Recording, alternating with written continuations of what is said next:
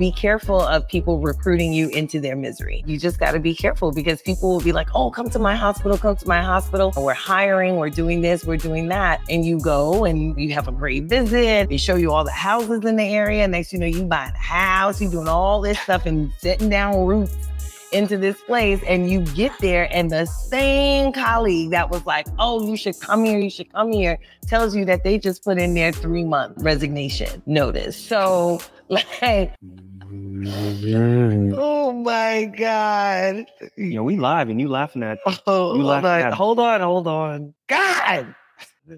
J-Lo and Ben Affleck call a divorce. It's a wrap, y'all. I'm sorry, the news just came on, literally. Grand closing. First of all, when you break up with someone, there's a reason why you break up. Like, nobody gets together with someone, breaks up, waits 20 years, gets back together, gets married, just to get divorced. It's like, oh my God. Damn. We broke up and then we... Yeah, but we didn't wait 13 years later. Maybe we should. Hello, everybody. Sorry, the J-Lo... What's good, everyone? It's literally broke right before this is Dr. we Renee. hit record. It is 11:33 here in Ghana, and we're gonna get started on this live, y'all. So yes. This is Docs Outside the Box. This is our August live recording. I'm tired, and I spent the entire day today operating and getting bumped by all these different cases. Yes, you get bumped by cases even in Ghana. So we are on a medical mission with international healthcare volunteers. And what I normally do as a general surgeon here is I do hernias, and then I do more hernias. And then after that, I do more hernias. And then when I get sick and tired of that, I do more hernias. Okay. So the type of hernias that we see like the Ghana hernias, which are the inguinal hernias, where you see a lot of people who do like hard labor. We're talking about people who get on the boats in the morning time and they go fishing and they pull those nets and they develop these really large groin hernias. We got women who have incisional hernias or ventral hernias because they've gotten C-sections, or maybe they've gotten some other type of abdominal surgery and, you know, things didn't come back together the way they should. And they got a big hernia that we need to fix. We take care of goiters. You know, sometimes people are not getting iodine in their salt, you know what I'm saying? And they get these big goiters. What else do I do? More hernias. And more hernias after that. No trauma at all. This is pure general surgeon. This is what, you know, this is what the community needs or the entire city needs. We're in Kumasi, which is the second largest city in Ghana. Mm-hmm. Dr. Renee is here with me. So she is watching the kids, but also at the same time doing some troubleshooting with the medical mission if need be. And that's how we're making it work. Yeah. So if you are joining us, first of all, thank you for coming on in. Hey, Dad Squatch. Hey, you guys are incredible. Mr. Darko family. We are incredible. Thank you. And cocky, apparently. Thank you for recognizing. It's only cocky if you're not confident. Yeah, okay. Well, that doesn't actually make sense. But okay, so... Noah Lyles did it. Anyway. Shout out to the Olympics. Did y'all watch the Olympic trials, track and field this year? Trials? Did I say trials? Track and field, Olympics. Well, anyway. Olympics. From the Olympic trials to the Olympics, track and field was amazing. It basically was NBA basketball, but the Olympic basketball was great. Shout out to the USA men's. That was must-see TV. The women's basketball was must-see TV also. But let me tell you something right now. Track and field was amazing. You watched it. Mm-hmm. I watched it. I haven't been this hyped about United States track and field since the 90s. And I haven't really paid attention since early 2000s. And this year, it was amazing. Sydney with the 400-meter hurdles. She needs to stop playing and just do the open 400. Noah Lyles to Letsile Teboho, who is, I think, the MVP of the Olympics, running the 200, the 100, and the 4x4. and don't sleep. You got somebody who's running 9.8 something seconds in a 100 and still split a 43.03 in a 400. That is nuts. His range is really crazy. I don't think anybody else right now in the world. Now you're talking track speed. Oh yeah, track. I love track. It's amazing. The 800, the 1500, American distance is back. Actually, it's on the scene. It never really arrived. So it's here now. And it's really good to see the American distance runners like really do well in the finals. So it's good to see. So that's my thing about USA track and field. For me, the best part of the Olympics was Reagan. His bunny hopping, kangaroo hopping. So, I don't know what's going on out there, but I can tell you this. I did watch some of the men's breakdancing, and that was actually very, like, for real entertaining.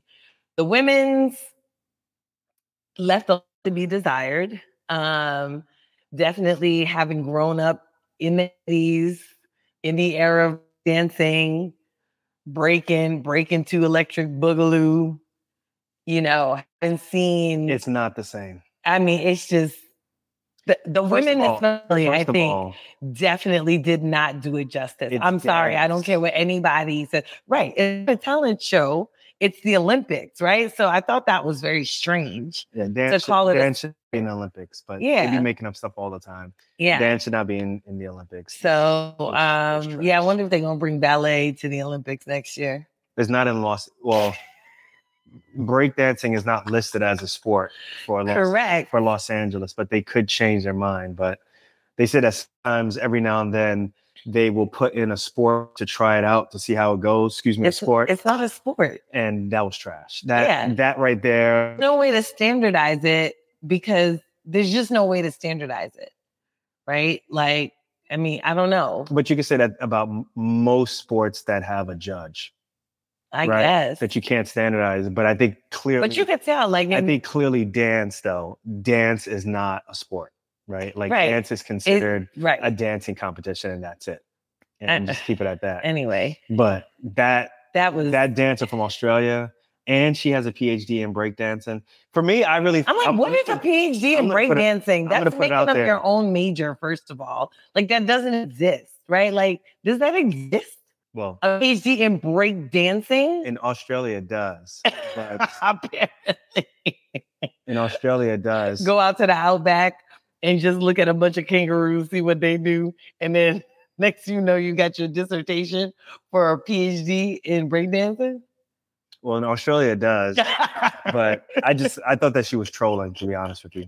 I felt like me too. She was trying to like mock me too things that I wasn't feeling that at all. Yes. But for me, in general, the breakdancing competition. No. Yeah, that was a thumbs down. So Dad Squash says, we all know you can still sprint, Doc. Looking out for that Darko Speed 2028 Olympics. The old man heat. Oh, Lord. He's showing his calf. Look at that calf. Look at that calf. Showing his calf. Look at that calf. Let me tell you something. What is going on? Let me say you something right there. You see that calf? Fast twitch. Fast twitch. Okay. Fast twitch. Fast twitch. Sass XOXO says that she said it was disgraceful. The hip hop, whatever, breakdancing, whatever she was doing was disgraceful. So we are here in Ghana. And one of the things that we have talked about on this show previously is that we got an apartment. We got a condo in Ghana. And I think it's worth it to kind of just let people know we're going to do something a little bit longer on it in another episode, but to just talk about our first impressions of finally getting this is actually the first place that we will own and live in together. Right. And so we finalized our payment, just a couple of weeks before we got to Ghana. So what's your first impressions on our apartment? I really like it. We've never owned anything together except for our kids. But we own rental property. Yeah. And a business. Yeah, that's true. So to live in, I mean, together.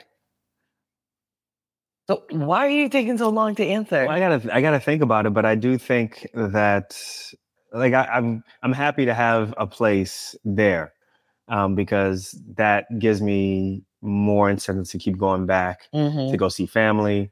I have a place to stay. I don't have to worry about staying with family. Not to say that family is not.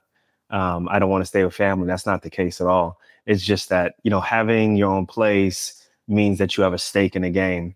And you have that much more reason to kind of keep going back to something, right? So for me, that's the significance there. Is like I really finally have roots there in Ghana or here in Ghana. So that was a big deal for me. Within the apartment and all that stuff, we can talk about that later and stuff. It's great. The apartment is nice and stuff. But I don't like apartment living, I can tell you right now. I don't like apartment living. No, I prefer being in a house. I prefer having a backyard. I prefer having the kids being able to like play on the grass and, go, have a run free and stuff. And I just feel really cramped in. But I think at this point right now, it serves the needs, which is it's a place to stay for, a certain period of time, a finite period of time. I think that once, we make the decision to come back and stay here, if that day occurs, we would have to get a bigger place and get a backyard and stuff. I hear more money being spent. Yeah. Well, I will tell you my first impressions. So I really do love the apartment. I would like a single unit house. That would be nice. But I can't say that I don't like apartment living. I think for what the building offers, especially with the pool, they'll be coming with a playground soon and things like that. I think that suits the needs, for the kids, especially since primarily, they're going to be, in the apartment home with me. So I can really just take them out and go where we need to go, for them to be able to have fun and get out of the apartment every now and then. So it's a 2-bedroom apartment, pretty spacious, has a balcony. Me, please stop. I'm listening to you. Please stop. No, you're not practicing breakdancing right now. And what you're doing ain't practicing breakdancing right now. But it, what else was I saying? Oh, yes. Like I said, the building has a pool. They're going to be building a playground soon. They're actually building a second phase to that building. So the complex is going to be even bigger. And when we're not in town, we'll be using it hopefully as an investment property for rentals, either Airbnb or a long rental. So that'll be very interesting to kind of see how that unfolds. But we'll do like a little video introduction, so you guys can just kind of see what the apartment looks like. We're still furnishing it. That's the other thing. So yeah, it's been a lot of fun, just kind of moving in, if you will. So, all right, let's get to our Q&A. Lorenzo. All right. So our Q&A is from Joshua Strayer today. He says, I'm a resident physician finishing my transition year in Allentown, Pennsylvania, and moving to Philadelphia in June to start my anesthesiology residency. After this match week, however, so this was submitted a while ago, I found myself in quite an interesting position. I matched into an advanced anesthesia program without the need to repeat my PGY 1 year. I didn't know that was a thing. I didn't either. Okay. Interesting. Okay. Therefore, I will have from June 2024 until June 2025 as a year outside of residency. Okay, so he started, I guess he did his intern year and then matched, and they were like, yeah, you don't need to do PGY1 over. Come next year. Yeah. Interesting. My hope for this year is to explore a few, sorry, I lost my space. My hope this year. rather than let him continue as a PGY2, they just said you're gonna have to wait until PGY2 year opens up. Right. So that class currently must be full. Yeah. So he would be applying he would basically be accepted for the other year. Anyway, he basically wants to know what he can do during this year. What would be your thought about that? He wants to know what to do for a year. Yeah, for a year. Oof. So he's thinking about podcasting. So he says, with not being in residency this coming academic year, I thought that one of the best things I could do would be to see medical podcasting from the other side, be able to get back and continue to learn throughout the year. And I guess he works with Core IM. Yeah, it's a podcast. Okay, with Core IM. Well, I'll tell you right now, one thing that I'm super excited about that you didn't mention was trying to do something to like give you a heads up or a head start on year 2. Which is keep my skills up. Keep your there is who cares? You're gonna have a year off. Just enjoy your year. Whatever it is that you're doing, jumping out of planes, doing podcasting, whatever it is, trust me, you have the rest of your life to do and work on your craft as an anesthesiologist. And taking 1 year off to go and enjoy yourself and do what you want to do. Trust me, you will always remember that 1 year as a time when you got to do things that you just always wanted to do. Yeah. Passing on that and saying, well, I want to get my skills, even better so that you can impress attendings who are not even paying attention during your second year. I don't think that's really going to make a difference. So kudos to you for recognizing that. Yeah. What to do, man. Whatever it is, I would say, do the things that you know that you're not going to get a chance to do, over the next several years. Mm-hmm. Right. So, it's going to be hard as a resident to really dedicate your time to really doing something that you can literally put your entire self into. Mm-hmm. So whatever that passion may be, if it's a podcast, if it's content creation, or maybe it's doing something like volunteering, Teach America, or whatever it may be. Just know that what you do, and if you really have a lot of fun and if you really throw yourself into this, do it in something that you may not get a chance to do again, basically what I'm saying. You may not have that opportunity again. In my opinion, if I had a chance to do it, whatever it is, I'd try to make a little bit of some money, right? So that I don't have to take any more additional loans. I don't think you need a full-time job, but you need something that's going to help you, kind of keep the lights on, pay bills, get something to eat.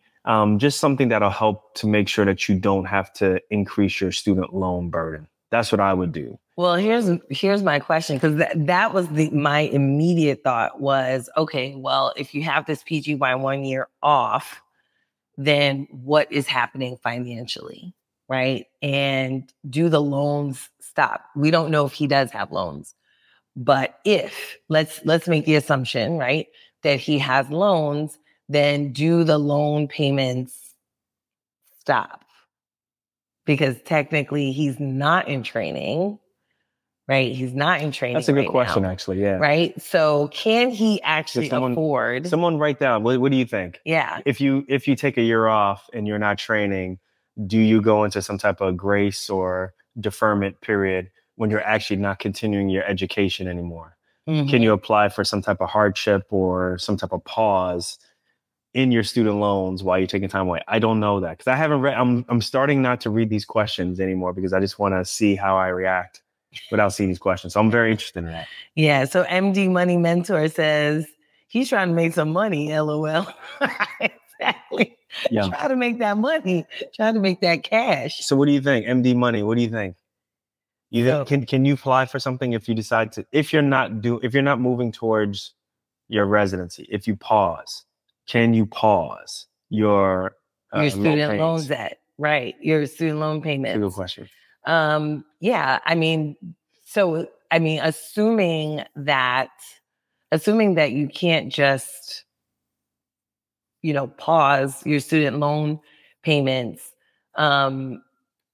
If indeed he has loans, I would definitely say that whatever he's doing, that he has to make sure that he has some sort of income. He says, I think you can apply for forbearance. Right. So you can't really stop them.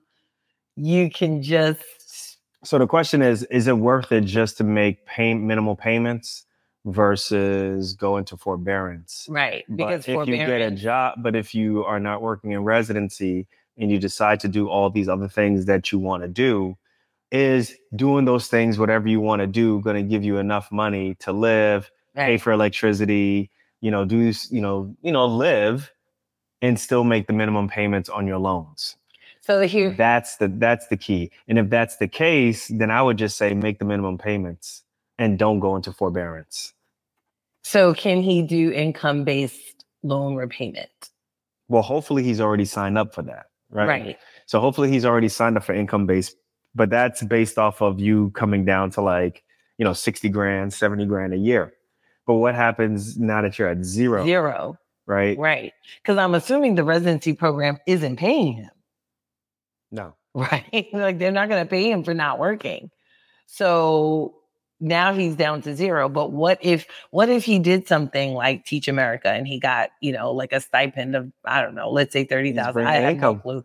Right. Then he's bringing in income. Could at that point he do income-based loan repayment? And because it's Teach America, we just use that as an example. We don't know whether or not he's doing that. But if you were to do that, then would that qualify as a year towards PSLF as well? Well, what is it called? Public service. If he did something with Teach America, that'd be nonprofit, right, or governmental work. So that would count as PSLF. And then technically, if he's doing that, then he could reapply for them to recalculate his payments based off of this change in his income. So that's a really good question. Yeah. But to me, based off of what he's saying, it's sounding like, yo, I want to do something that's like epic. Yeah. And I want to do this before I start my residency, which is what I would do. If I had the knowledge now, and been able to take it back to where you're at, I'd be like, yo, go do something epic. Go work with some people that you really admire. Go travel or whatever it may be. Try to bring some income in on the side, because you ain't gonna be able to do that again. Yeah. That's the way I look at it. I think that's a really good thought for him as well. Because I do think people get stuck with, oh my God, I'm a doctor and this is all I know. This is all I know. And then they don't realize that there are so many other talents, so many other interests that they might have, and that they may be able to eventually merge with that, with medicine. But they don't really advertise that, right? Like it's not really out there for people to, this is the situation that is being presented to us right now is unique. Is extremely unique, right? Like most people who finish their intern year and get accepted into a residency, they're just continuing in as either a year 2 or that program is like, bump that, you coming back down to year one with us. Right. Right. So that could be the case also. So so I think I think it's a really interesting situation for him. I agree with you. I think he should take advantage of it if he's able to take advantage of it, especially loan free. What would you do? I think it would be difficult for me because I had loans. That was about to be you, actually. Well, that was about to be me. Yeah. But Renee almost got kicked out of her program. I didn't get kicked. I left my program. I literally quit. What are you talking about? You can't hack it, yo. You out. Anyway, why are you always lying on this podcast though? Why? I'll be potted.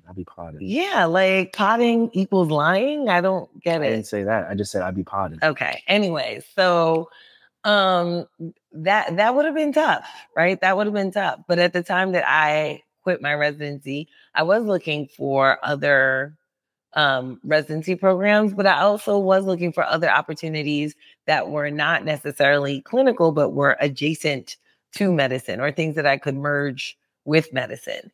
So, it didn't pan out that I ended up leaving my residency. Oh, wait, didn't you? Total. Is that when you were considering the Satcher Fellowship at that point? Or no? No. Satcher Fellowship was like 2-3 years later. And you couldn't get into the Satcher Fellowship until you graduated from residency anyway. I would have started working at like the Sports Authority. Basically, Foot Locker. I'm back. Hey, I'm from Jersey. Wawa. Hey, yo, let me get something. Hold me down for like a year. If you know, you know. You from right? You come from a certain place, there's certain jobs, no matter where you are in your life, you can always go back and get a job. Yeah, let me go back to Wawa, go to Sports Authority, East Hanover. Let me go. Let me go to all these. So MD Money Mentor says, I would definitely travel and enjoy that year off. But then again, you need some money, right? Because how can you travel without money, right? Like, so I agree with you. You definitely need some money. So, I mean, that's the balance. I mean, unless you have some trust fund somewhere, which he might have, he might have a trust fund. Or he might have loans. Yeah. So that part we don't really know, but whatever you do, let us know what you end up doing. We would love to hear it. So listen, just write to us and let us know. We saw your stuff. I saw the rest of your message. Yeah, and we'll get back to you on that. We're interested in that. So just write to us and let us know, and we'll make it work. Yeah. All right. What's the next question? So the next question, let's see. Let's open it up here. The next question, will you stop with that daggone kangaroo up, is about hoping to do locums in the interim. All right. Oh, it's addressed to me. Hello, Dr. Renee, and not Dr. Nee. I hope all is well. It is. It's very good with me, Dr. Renee. I'm a new grad OBGYN and just graduated residency. I'm delaying starting a full-time position until January, and I'm hoping to do locums in the interim. Do you know good agencies for OBGYN locums? Also, do you have any advice for a new grad going into locums? Looking forward to hearing from you. Thank you for being a resource. And can I answer that's this? Dr. Z. Can I answer this? Yes. This is a real easy question. What? Just go locums and don't ever go back. I'm telling you right now, everybody should have either 100% or 50% or 75% or 10%. I don't care. Every doctor in some form or fashion should be an independent contractor. For those who are listening right now and don't know what independent contracting is or locums is, basically it's you work for yourself. You don't have a boss and you go through either an agency or you basically directly contract yourself with a hospital and you just say, hey, I'm going to work X amount of days this month and you're going to pay me X amount of dollars. And there's no taxes that are taken out, and that's it. And initially, like back in the 80s and 90s, people used to always look down on locums doctors who worked that because they're like, oh, you can't work anywhere. And it was always a bunch of bad advice. And even in the 2000s, it was the same thing. And now everybody's doing locums. All those people who say don't do locums, low key. Even then, they doing locums. So coming out of fellowship, so I did 5 years. I did 5 years of general surgery, and then I did a year of trauma surgery, and I just was having a hard time trying to find a job. Anybody who knows me knows I can't commit, and I just wasn't trying to commit to no 3 to 5 years. Meanwhile, I'm trying to commit to this, right? What is this? This? Hey, I'm a this now? Listen, we don't need your laughter, guys. We need your support. Oh, right? Lord. We made it through it, and we still together. Oh, right? Lord. But damn sure I wasn't committing to a job. I'm blinking, y'all. I was not committing to no job for no 3 to 5 years. So this wonderful woman, this queen right here, my Michelle, my Coretta. That one. My Coretta. You're my Coretta. Hey, change that to Dr. Don't do it. Dr. Jonathan Majors. Still do it. Dr. Renee, you're my Coretta. So my Coretta gave me advice to go into, to go into locums. And I was like, I ain't doing it. Me? And I did it. You wrong for that. My first job, I said, look, I can only work, this amount of time. And they asked for additional time. And I said, I can't do it. And then they paid me and it was like a great amount of money. And I did it for like a year and a half. And I got flown out for free. I got put in hotels that I didn't have to pay for. They took care of my medical insurance. And I loved it. I loved being a general surgeon and not having a boss. I loved being a trauma surgeon and not really having to worry about, things that I worried about when I was a resident, someone looking over my back or anything like that. I didn't care. Now, one thing that I think a lot of people get concerned about is, well, I'm fresh out of residency. I'm fresh out of fellowship. I need a mentor, or I need, what if I get into a situation that I'm not really comfortable with? That's fair. I think that that's a fair thing to be really concerned about. If you don't feel like, those who are listening to this podcast, like, truly in yourself, if you're ready to go out and practice on your own. Because if you're sick and tired of listening to your attendings, you're pretty much ready to go and do it. If you feel like, I like my attendings, they're kind of cool people, you probably need another year and stuff. When you're really sick and tired of listening to your damn attendings, that's the bar. That's the bar that I use. I'm done with my attendings. Yes. Most people who are sick and tired of listening to that. But I like my attendings is like, would you shut up? That's when you're ready, right? Really? When you say to your attending, or at least in your head, to your attending, would you shut up? Yes. That's when you know you're ready to go? Yes. Okay. So low key, there was a couple of times. I don't know if that's the real bar, y'all. I'll tell you right now, you guys are trained. You're well trained. You got this. But there was I probably said like 4 or 5 times during that year and a half where I literally had to call one of my attendings at like 3 a.m. And you know what they did? They picked up the phone and they gave me advice. And that was it. And I moved on. The world didn't stop. The patient did well. And there were some other times where when I was at a locums place and I happened to be, working with someone who was a little bit more senior with me, I asked them a question and kind of moved on. There were some other times where I could see that if I asked a certain type of question, that could be used against me. So you have to be really careful about that. Some people are either fearful of you coming because they're concerned that you're going to take their job, or they're just resentful that you're getting paid more than what they're getting paid. And that you have your own schedule. That could be a concern. So you got to be really careful about that. And sometimes some people get concerned about the instability. But I really feel like nowadays, like it's like doing a consent for surgery on a patient. Like, this is the way in which I want it to go, but I just got to tell you about these small little infinitesimal things that are low risk that can happen, right? And I think most of the things that people inflate as, you got to worry about this, you got to worry about that, you got to worry about always looking for a job every 2 days and stuff like that. That stuff doesn't happen quite as often as you think it's going to happen. Yeah. I think the whole concept of you being in control of your schedule, you getting paid very well, you being very fulfilled, and you feeling like you're your own boss, those far outweigh the concerns that you have in your mind or something that your attendings may have told you, and they've never even done locum. So I've talked enough. You really did, and you didn't even answer the question. Okay. I know. You talked a whole hell of a lot. I know. And you did not even touch the question. The question was, what's the locum tenens agencies out there? Can you at least share the locum tenens agencies that we use? Oh, so I use Weatherby. Step 1, answer the question. And then I used what was the second one I used? You ever use Comp Health? Yeah, Comp Health. I use them. Weatherby. So right now, I don't use any locums companies right now, but I use Weatherby. I've recommended Weatherby to a couple of people. But I think the best place to go to learn about locums, to learn about, how much people in your field are getting paid, to find out like details about subspecialties and medical malpractice, taxes, or just in general about all the other types of locum agencies. Low key, this is not being sponsored at this time.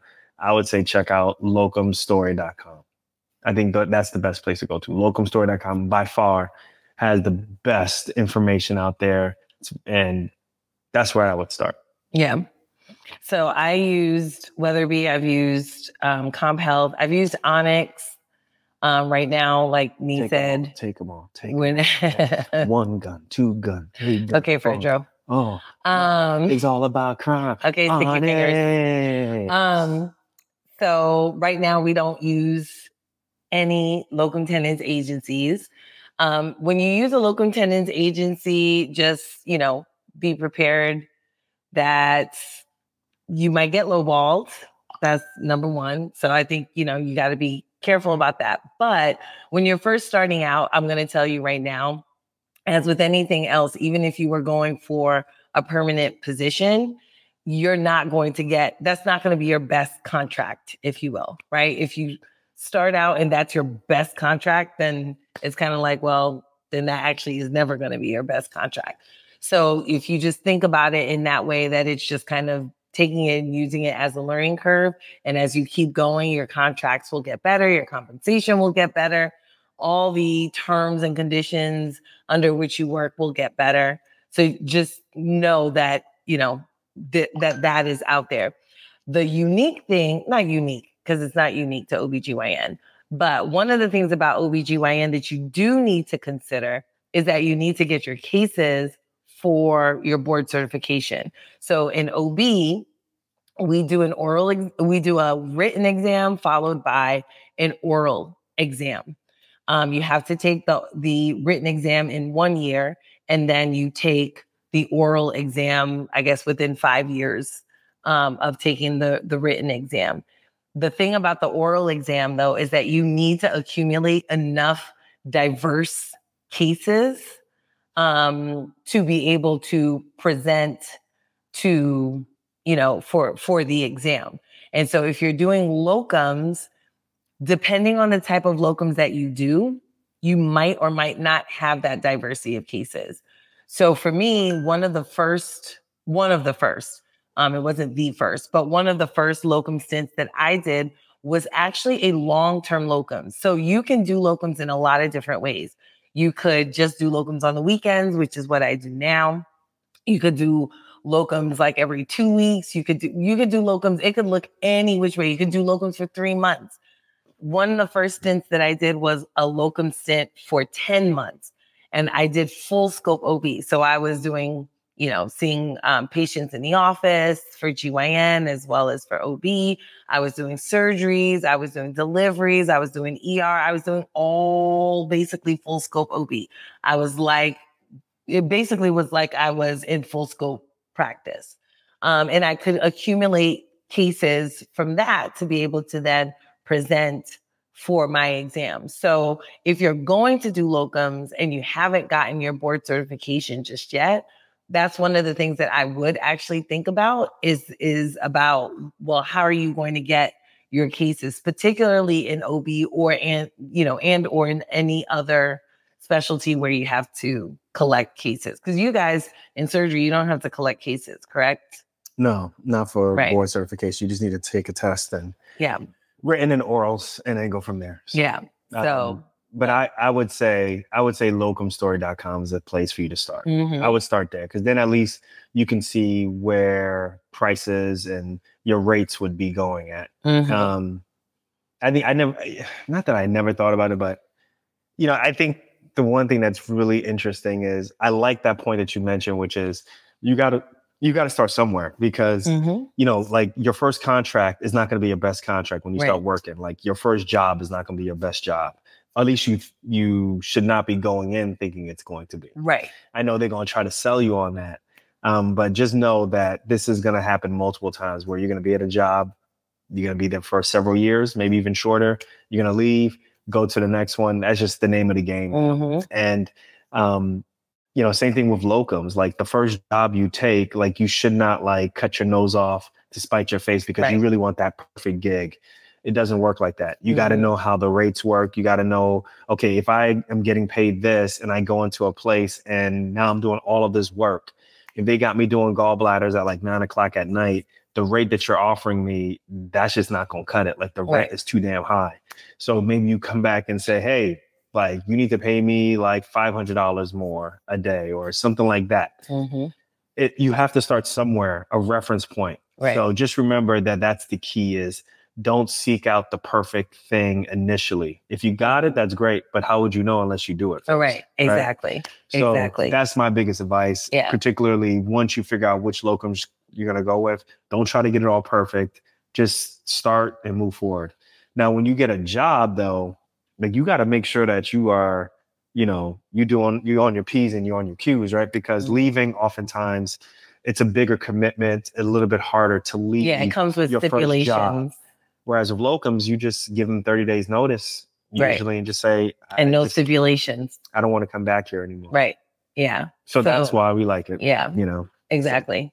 So MD Money Mentor says tax benefits are awesome for locums. Right. And he says, I just got back from a week of locums. Yeah, I agree. The tax benefits are great. It's just like having your own business. So it is having your own business. It's the new private practice. See someone who is I don't know, whatever you could think of, someone who has their own practice, have their own business, all the benefits that you see from there, you would get also. So for us, we have our own health insurance. We have our own health savings account. We have our own 401k, like our own 401k, internal 401k that we use, that we just took a loan out to pay for this damn house, apartment. Condo.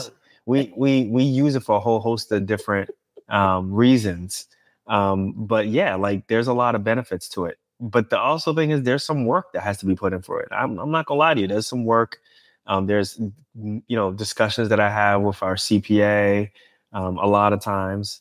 But I'll tell you right now, like if you ever asked me to go back, if I had the choice to go back to either a job that, literally like I had to go back and work and I'm employed versus doing the same exact thing, but knowing that I'm an independent contractor in locums, you can ask anybody. Yeah. Even though I'd be doing the same type of work.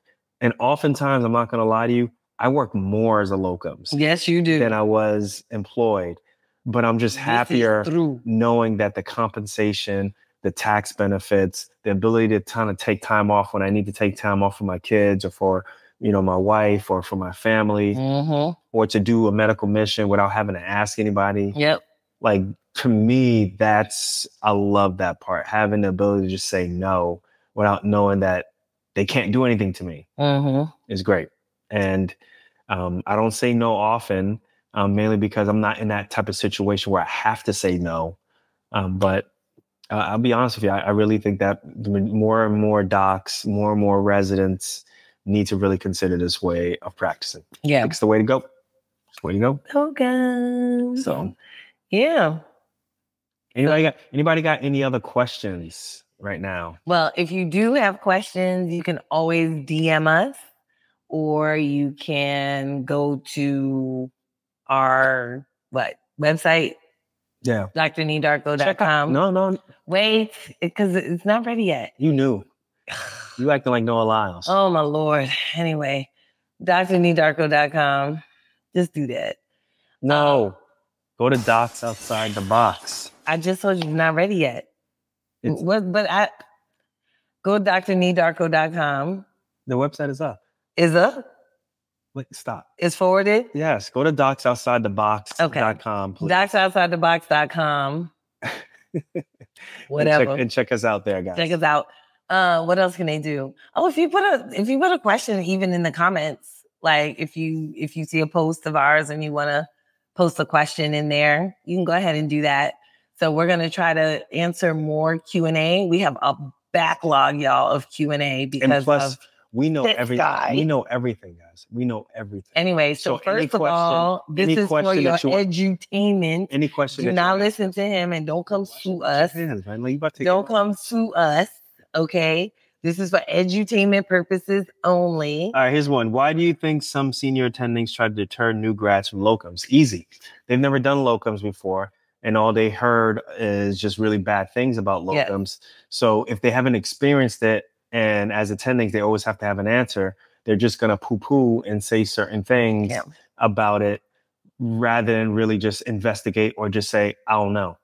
So, if you have an attending who's just done academic medicine for their entire career, and then all of a sudden a resident is saying, hey, I'm interested in not going into academic medicine, but I'm interested in just kind of doing some locums for like a year or whatever it may be. The first thing the majority of them will say is, I don't know about that. Like from what I hear, it's hard for them to get a job.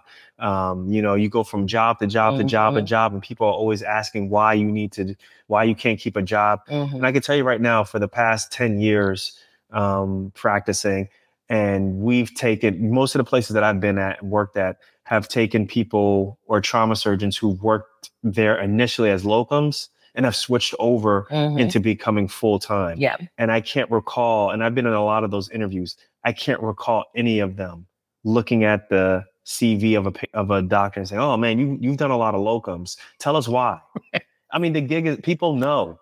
The jig is up. People know. Hey, so Red, the jig is up. I don't know why they do that, but I think that that's really bad advice. Yeah. First of all, to give someone advice or negative advice on something that you've never experienced before. I don't think you should do that at all. Just say, I don't know. I mean, I think it's the same type of thing. Like when people, when people share their stories like mine, right? Where you're pre-med and, you have some sort of hiccup or hurdle or some sort of thing that your pre-med advisors never heard before. And they're like, yeah, no, I don't think you should go into medicine, right? They don't know, right? Like they have not experienced it. They don't actually know what it takes to get into medical school. They don't. So in this case, attendings don't know what it takes to have a career in locums because they never did it. And so they have projected onto their residents what they think that their careers should look like based on the career choices that the attending has made. And attendings will tell you to do exactly what they've done and then complain to you about their own careers, complain to you about their own jobs. So I'm like, so you complaining about your job, but you telling me to do the same thing. So I don't really understand what's going on.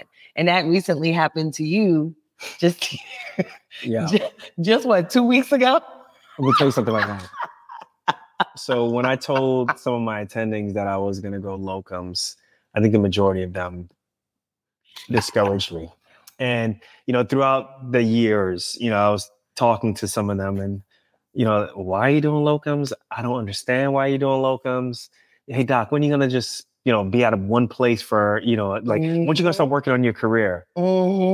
Yeah, I think if not the majority of them, like all of them in some form or fashion has come back and asked me to give them advice on doing locums, independent contracting. And I think what people are starting to see, like, this is just what happens with medicine now, with healthcare. Like, when you look at a plane or when you look at the airline industry and they look at the plane, like the plane is supposed to do a certain amount of hours, right? Like the wings are supposed to be flying for a certain amount of hours before you replace it, right? Like you can widgetize that, right? The plane doesn't have a spouse, right? The plane doesn't have kids. The wings, have no emotional components. So you can predict exactly what that wing and what that bolt's going to do. What they're trying to do in healthcare is they're trying to predict exactly what you as a clinician, as a doctor is going to do. But it's like, look, like I got to have time off, right? Like I can't work like a wing. And, I think that happens to everybody where they feel like, well, look, this is what I can do. I'm going to work really hard for like 30 years and then I'm going to retire. And it's like, well, what if you get to year 15 and you're burnt out? What you going to do then? And someone has been telling you what to do.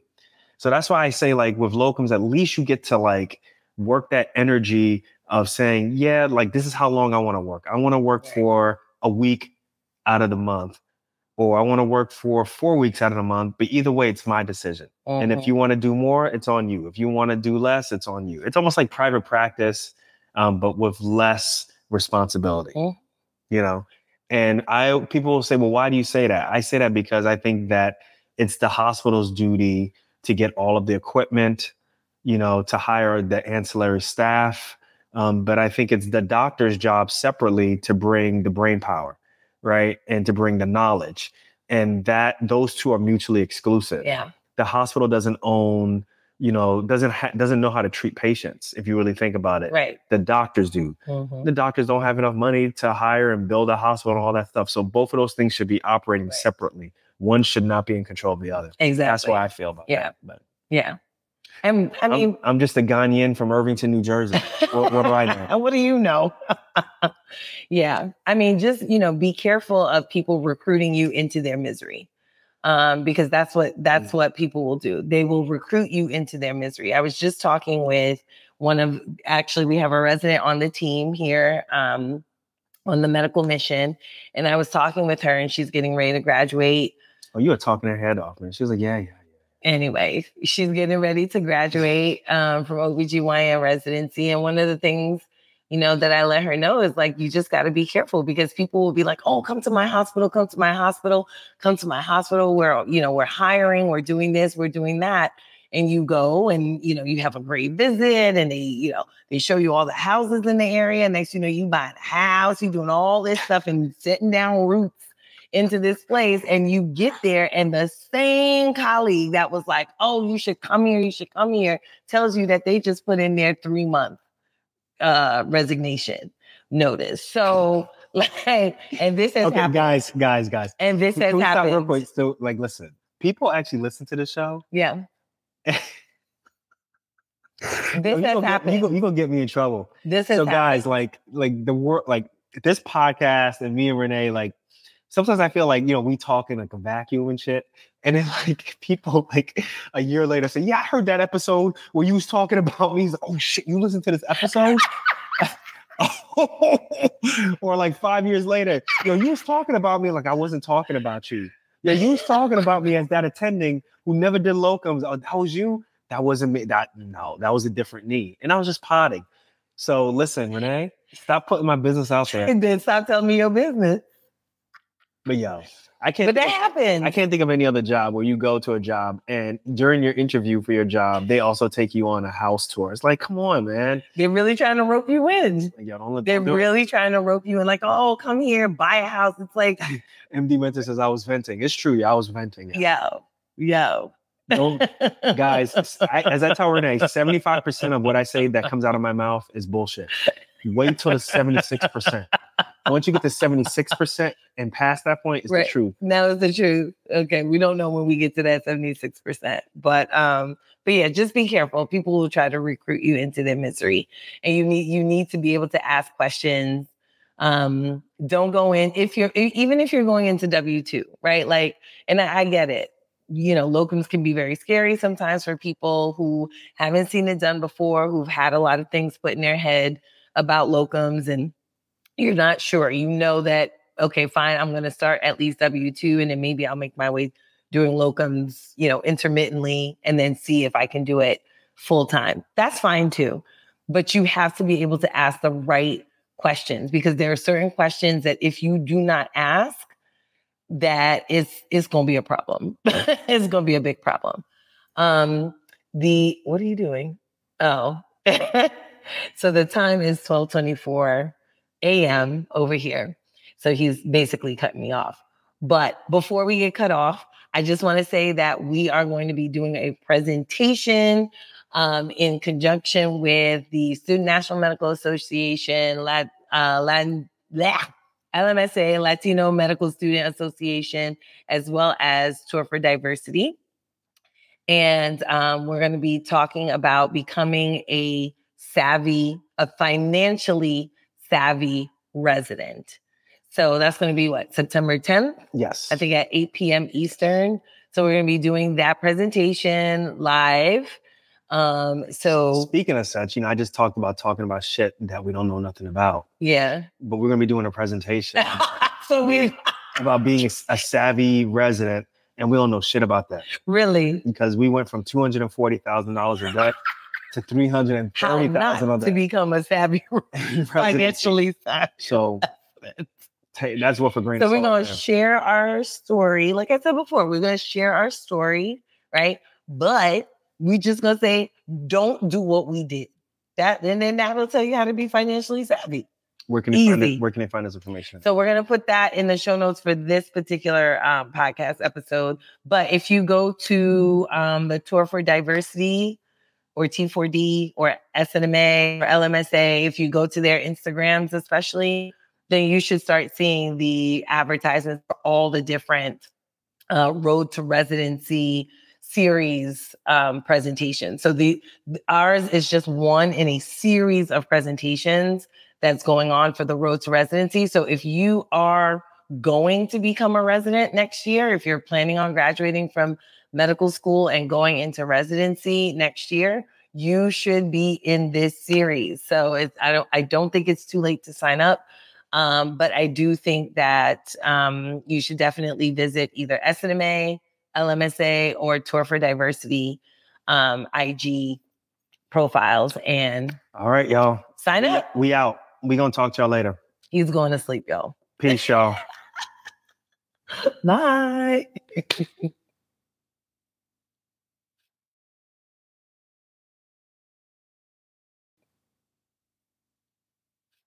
gotta end the show.